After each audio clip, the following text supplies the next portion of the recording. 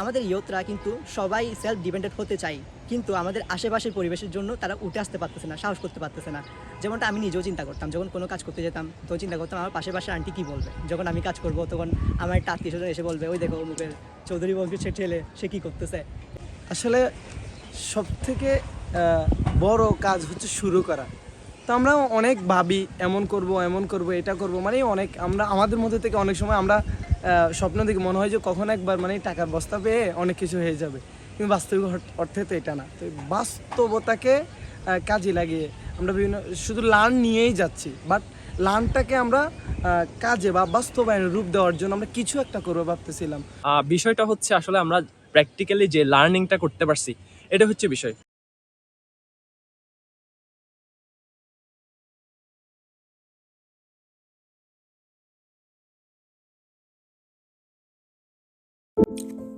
শুরুটা হয়েছিল এখান থেকে। ওরা তিনজন, সামির, তানবীর, সাব্বির। ওরা তিনজনই শিক্ষার্থী। ওরা আসলে বসে চিন্তা করছিল ওদের যে দৈনন্দিন পকেট খরচ, সেই পকেট খরচের টাকাটা বাসা থেকে না নিয়ে নিজেরা কিভাবে উপার্জন করতে পারে। কিন্তু অন্য সবার মতো তাদের মাথায় কিছু কাজ করতেছিল না, আসলে কী করা যায়। আমরা সেবা ফাউন্ডেশন তাদের সাথে গিয়ে বসলাম, শেয়ার করলাম আমাদের মাইক্রো স্টার্টআপ ফর সেলফের মাধ্যমে আমরা তাদের এই সমস্যাকে সমাধান করতে পারি চাইলে। তারা সেটা জানতে চাইলো এবং আমরা সেটা শেয়ার করলাম আমরা কি করি। সব কিছু শোনার পর তারা রাজি হয়ে গেল এবং তারা কাজ করতে আগ্রহ দেখালো। আমরা চিন্তা করলাম তাদেরকে মাঠ পর্যায় থেকে শুরু করা উচিত, তাই আমরা একটা বিজনেস মডেল তৈরি করলাম।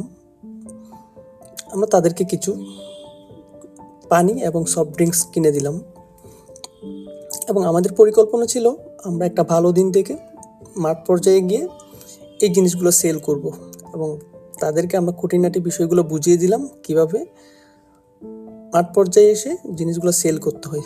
এবং এই পুরো প্রজেক্টের জিনিসপত্রের যে সোর্সিং থেকে শুরু করে সব কিছুতেই তারা ছিল মাঠ পর্যায়ে একদম ওতপ্রোতভাবে জড়িত। আমরা একটা দিন সিলেক্ট করলাম, সেটা ছিল শুক্রবার, জুমার দিন। খুবই গরম একটা ওয়েদার ছিল, তো আমরা চিন্তা করলাম আমাদের আজকেই এই জিনিসটা শুরু করা উচিত। তো আমরা কথা মতো তাদেরকে নিয়ে আমাদের প্রথম মাইক্রো স্টার্টআপ প্রজেক্ট শুরু করলাম। এটা ছিল তাদের জীবনের প্রথম কোনো বিজনেস যেটা তারা মাঠ পর্যায়ে এসে সরাসরি কাস্টমারের সাথে ডিলিং করবে। তারা খুবই নার্ভাস ছিল। তো আমরা কিছু সফট ড্রিঙ্কস এবং পানি তাদেরকে দিয়েছিলাম এবং সেই সাথে কিছু বরফ, যেহেতু গরমের দিন ছিল, মানুষজন যাতে আকৃষ্ট হয় আমরা সেই জিনিসটা মাথায় রাখলাম।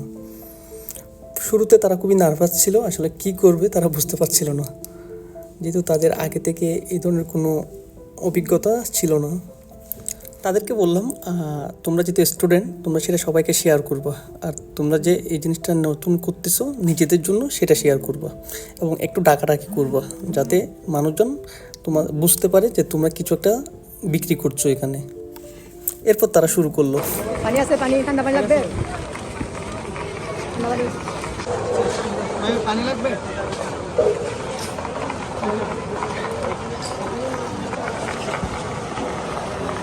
পানি লাগবে।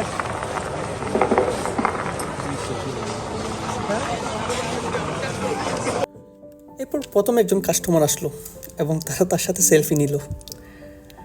এটা দেখার পর বাকি যারা কাস্টমার ছিল তারাও আকৃষ্ট হচ্ছিল তাদের দিকে এবং তারা খুব মজা পাচ্ছিল এটার দিকে। এরপর থেকে একজন দুজন এভাবে আসা শুরু করলো এবং তারা খুব মজা পাচ্ছিল, কারণ এই বিজনেসটা শুরু থেকে এখন পর্যন্ত সব কিছুতে তারা জড়িত ছিল এবং তাদের হাতে তাদের জীবনের প্রথম উপার্জনটা আসতে শুরু করলো। এবং এটা দেখে তারা বেশি মজা পাচ্ছিল, কারণ তারা এইভাবে আগে কখনো চিন্তা করেনি যে তাদের পরিকল্পনাটা মানুষ গ্রহণ করবে এবং মানুষ টাকা দিয়ে তাদের থেকে জিনিসপত্র কিনবে। এরপর আস্তে আস্তে তারা নিজেরাই বুঝে গেল আসলে কি করা উচিত। তারা নতুন নতুন আইডিয়া বের করতে লাগলো কীভাবে আসলে আরও বেশি কাস্টমারকে আকৃষ্ট করা যায়। এরপর সামির গেল বাইরে পানি নিয়ে এবং যারা রাস্তার মধ্যে হাঁটাচলা করছিল তাদের থেকে জিজ্ঞেস করছিল পানি লাগবে কি না। এটা করে আসলে তারা খুব বেশি মজা পাচ্ছিল, কারণ আসলে মানুষ তাদের থেকে নিচ্ছিল, কারণ তাদের যে ঠান্ডা পানি সেটা মানুষকে আকৃষ্ট করছিল যখন ওরা বলতেছিল ঠান্ডা পানি নেবেন কিনা। অনেকে তাদের থেকে জানতে চাচ্ছিল তারা কি করছে, পানি বিক্রি করছে কেন। তারা সেটা শেয়ার করছিল, তারা শিক্ষার্থী, কিছু একটা করতে চাচ্ছিল নিজেদের মতো করে, তাই তারা আজকে এই উদ্যোগটা নিয়েছে।